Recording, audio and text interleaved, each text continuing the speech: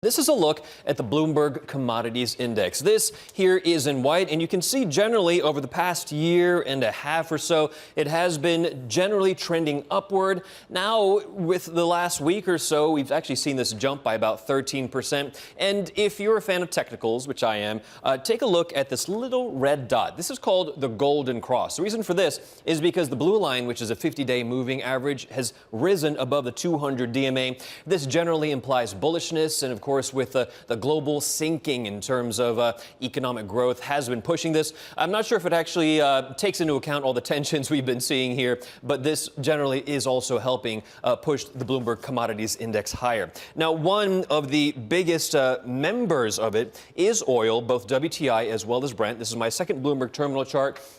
Looking at the volatility of both commodities, we can see that for WTI here in blue and Brent in white, this spike up also in volatility, both of them seeing highs not seen in the past 2 or 3 years or so. At least for Brent, it's hitting a high not last seen since February. But for the WTI volatility, that's actually its highest since 2014. So we'll want to be watching that as we move ahead, especially when we're expecting some news regarding Syria there.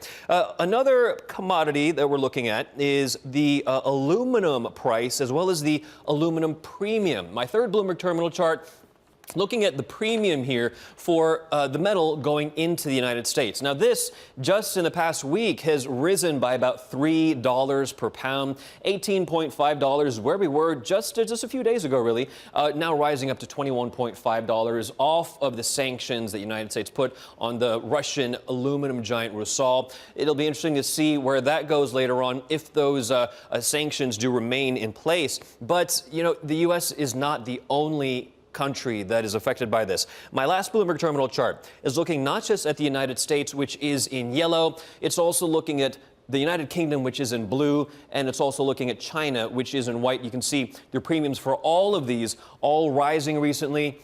So in terms of the hurt that countries are seeing, it's spread fairly well across these major economies, Betty. But generally also looking ahead with all the geopolitical tensions, we're seeing commodities rise generally across the board, as evidenced by the Bloomberg Commodities Index.